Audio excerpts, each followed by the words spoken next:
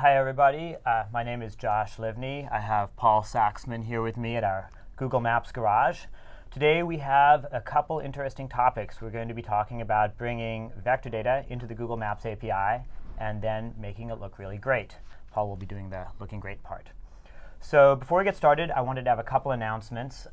Here on my screen, you can see that we have our Tracks API. The Google Maps Tracks API is a pretty cool API. Over in the left-hand panel, you can get an idea. It does nice things like geofences and basically lets you track assets of any kind. So if you have moving objects, you want to be able to see where they're going, do some sort of things like snap them to road automatically.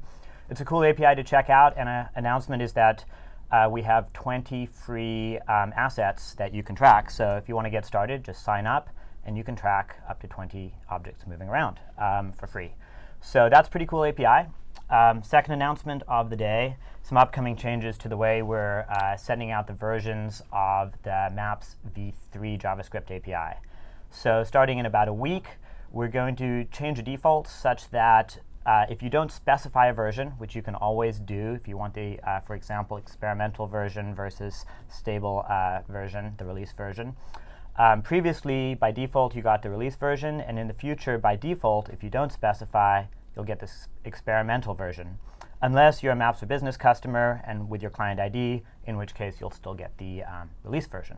So check out the Google Maps API v3 Notify group for more info there. Just a couple quick notes on the version. So the versions, we always have three. We have a frozen version, the release version, and experimental. And so you can pick any one of those three. And if you do v equals 3, I think you get the release version, right? Correct. So if you still want to keep the release version, put on when you actually load the JS library, specify v equals 3, and everything will work exactly the way it does now.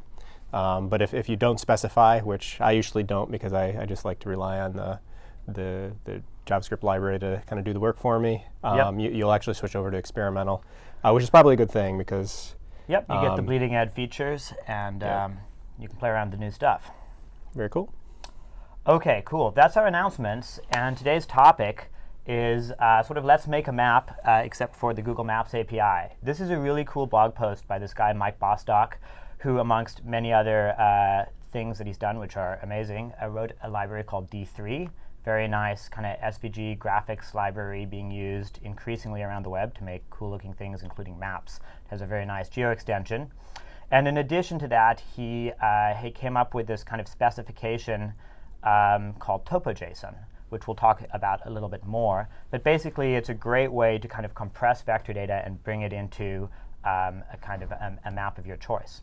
So this blog post that he wrote a couple months ago kind of walks you through the steps of how you might do it, find some data, convert the data to the appropriate formats, such as GeoJSON, and from there to TopoJSON.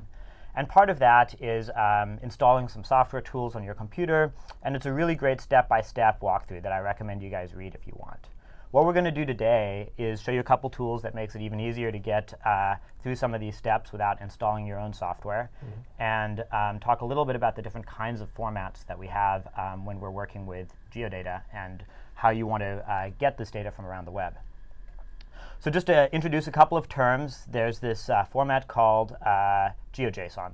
And it's basically just a way of storing vector data and sending it around the web if you're also inclined. It's a legitimate specification. Lots of smart people worked on it. It's used by lots of different services around the web, including some of our own, like Maps Engine, for example, will use GeoJSON in its API if you make a request to that. Fusion Tables similarly gives you GeoJSON output. And so it's a very nice interoperable way to send things around. So geometries, a really nice thing about it is that you can also put feature information as well, right? So the geometries are things like your polygons, polylines, and points on the map. And then also the feature data is stuff like population, like lengths of roads, all of the names attributes. Of countries. Yeah. Exactly. So. Yeah, and so good point. We have what we call a feature, and a feature is a combination of the geometry and the associated attributes. So anyway, that's a way that you might see spatial data sort of transferred around the web, but you don't see a lot of it stored on the web in GeoJSON format. This new format I'm mentioning, TopoJSON, is pretty cool, and it has some topology sort of built into it, which lets you do all kinds of stuff that I'm not going to go into today, but it's nice. And it also allows you a little bit smaller file size by generalizing the features, sort of losing some of the accuracy of the geometries. And it's up to you how you set how much accuracy you want for your needs of the map. But you often end up with an easy way to send a smaller file size around. And it could be a little or a lot smaller. Like sometimes I've seen, if you get rid of all the feature data and just go with the geometry data, like maybe 10% of the file size of the GeoJSON. But it really depends on the file, the complexity of the data you're dealing with. But it does things like compresses, so like shared borders on polygons get compressed into just one line and that type of thing. So it's a very nice compact format.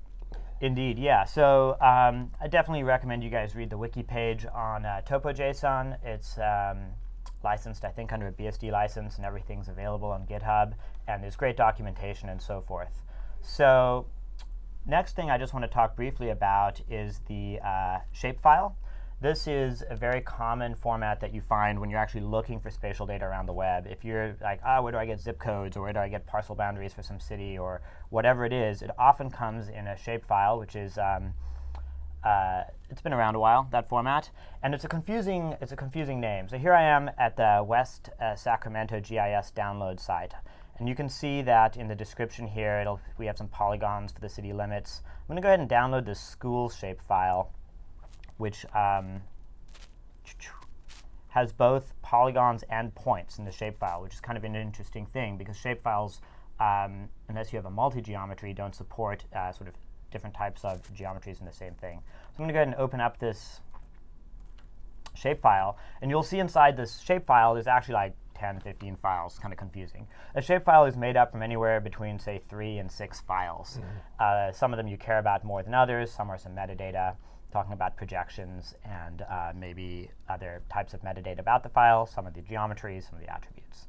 This particular zipped archive, you'll see there's actually kind of 2 shapefiles, a point shapefile, and then this polygon set of shapefiles, and they're all zipped into this one shapefile. So how do we get this on a map? That's kind of the topic of the day. You come across this, you want to get the school boundaries and points on a map. How do you do it? So you could follow that article we previously mentioned on how to make a map. It will walk you through it.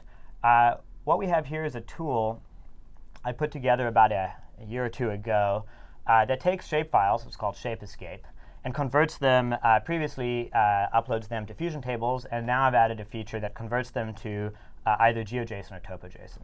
So let's walk you through it here. You go to ShapeEscape, shpescape.com, click on the GeoJSON to TopoJSON conversion, wait a little while.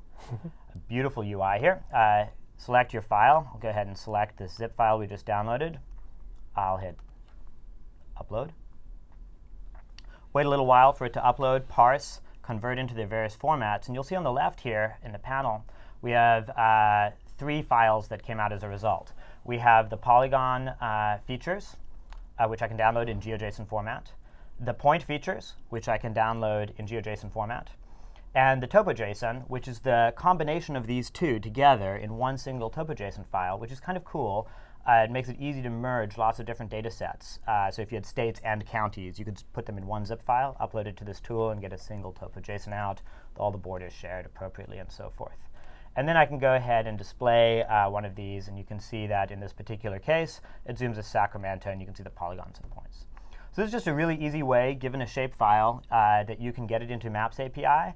I'm not going to go too much into the code behind this. It's open source. You can download the code that sort of does the conversion and so forth. If you want, you can go ahead and view source. Always a great idea to look at how I displayed it on a map. I'll very briefly walk through how I made the map. First, of course, I style the map to make it a nice grayscale so the base map doesn't take away from my data. Zoom in. Yes, zoom in. Thank you. I initialize my map. And then I just have a couple real simple methods to display the TopoJSON, and that's actually the entire thing right there, these 3 methods. So it's about probably 30 lines of code to do that whole business. And the reason that it's so quick is I am able to take advantage of this other library, the GeoJSON to Google Maps library. I just want to give a shout out to Jason Sanford, who wrote this other cool library that makes it super easy, given a GeoJSON file, to display it into Google Maps. So that's the kind of final piece of the puzzle. We have shapefiles, convert them to GeoJSON, convert them to TopoJSON, bring them into Maps API using this great library. And if you use Shape Escape, in 15 seconds you have your shapefile on a map. On the other hand, the map does not look super beautiful. I mean, it's fine.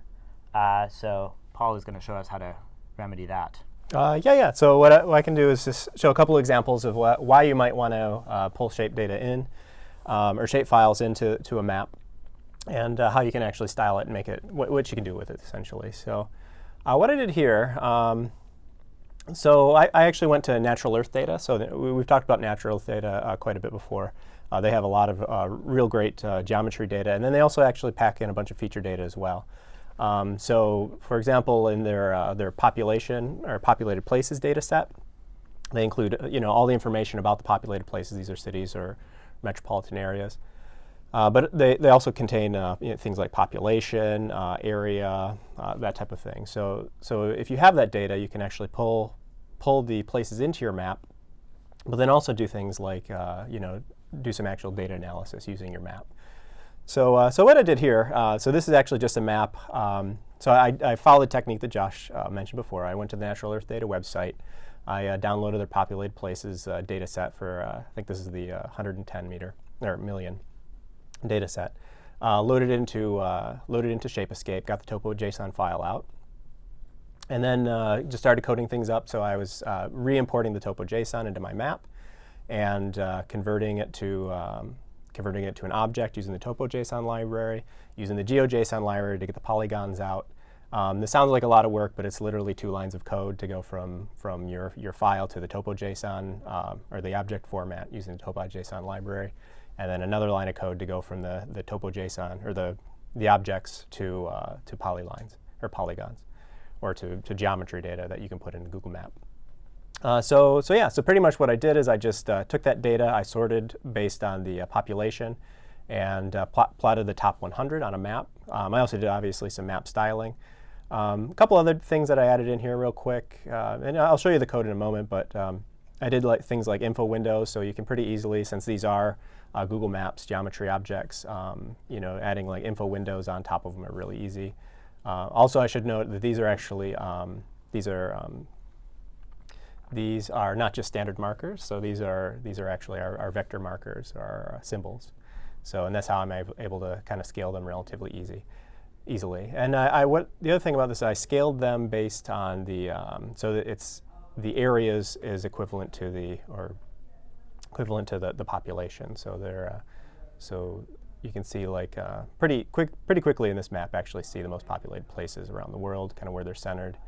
That type of thing. So and this is literally, like I said, I mean, it's maybe like 80 lines of code total to get all this data in and actually get it styled the way I like it. We could take a look, and actually a big chunk of that is the map styling code. So this is the cities.html file. So literally, it's just actually loading all the scripts, all the relevant information, and then setting up my map canvas. And so really the code, or the stuff that really matters, is in the JS file. So just to run through it real quick, we have the map initial, or the style initialization. This is how I get the dark, kind of the dark look with the background. We've talked about the map styling quite a bit in other shows, so definitely recommend that you go back and check one of those out if you're curious. But the trick to all this is always using the style maps wizard, because the style maps wizard makes it, it's kind of just dragging some sliders around to actually get the style you want. Setting up my map. So here I'm just, basically setting up the map with pretty much standard settings, but then applying my style to it. And here, so this was a little bit tricky, a little bit of code. This is kind of generalized. What I wanted to do is the JSON file. So when you convert to TopoJSON, it actually takes, I think it's the geometry collection name, and actually assigns that to an object in your object hierarchy, in the TopoJSON hierarchy. So you actually have to, if you don't know that name ahead of time, like for example, if you're swapping files around or swapping geometries around, for example, if you're going from the 10 million to the 110 million, you need to actually change that in your code. This line of code actually just generalizes it. So I'm just actually getting the first property of the geometries object. And then basically going through using the TopoJSON library to do the conversion from the TopoJSON back to GeoJSON. Next up, what I'm doing is I want to go through the GeoJSON properties. Oh, no. So next thing I'm doing is actually doing the sorting, because what I did is from TopoJSON to GeoJSON, I preserved the feature information. So I can actually sort before I actually do the conversion to Google Maps geometry objects. So I do the sorting on the data. I trim down my list to the top 100 cities. And then I actually call the GeoJSON library to convert the GeoJSON to Google Maps geometries. The library actually has a really nice feature, is that, well, actually I didn't use it here. You can specify features actually when you do the conversion. So it'll just apply styling guidelines to the geometries as it does the conversion. I actually do it after the fact because I wanted to drop in kind of a fairly complex icon, and that's where I'm doing actually the sizing of the symbol. So here I'm actually doing all the styling, getting it to look like I want it to for the symbol, and then here I'm just actually doing the scaling to get to the right size. So at this point, this geometries object is just has a bunch of Google Maps geometries or polygons. No, actually in this case it's markers. So now I'm going to go through. Here's where I actually go through and assign the info windows and assign the geometries to the map. And that's pretty much it. It's about 85 lines of code. If you took out the styling, we're looking at, I don't know, relatively like maybe 50 lines of code to get all this done. And the map is, I think it's actually compelling. I don't think it would be, I'd probably want to look at this data a little bit more before I actually ship this, because there are some interesting things. You could see, where was that? Oh, Osaka and Kyoto. It's debatable, I guess, whether or not those are, metropolitan areas or metroplex. And also things like South Korea. You see the Incheon actually is not considered part of Seoul, which, depending on how you slice the data, you may want to consider it to be part of Seoul. So pretty quick and easy way to get the data in your map.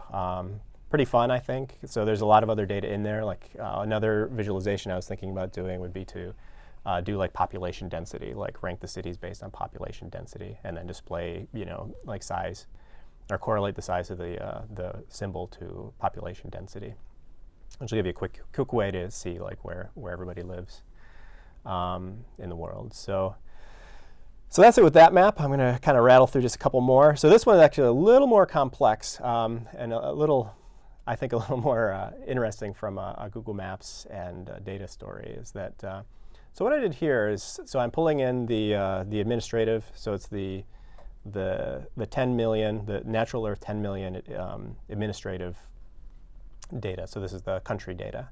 And that actually includes income groups. So I think it has 5 or 6 different income groups. So each country is assigned an income group. And then I'm just, so I'm loading in the geometry and coloring each country by its income group. So you can pretty easily see, I think it's kind of reverse color. So dark is actually high income and light is low income.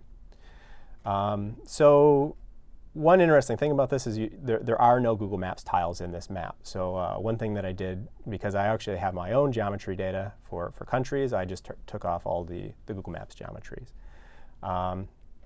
Another really cool thing about this, so essentially I'm using the natural Earth data, but then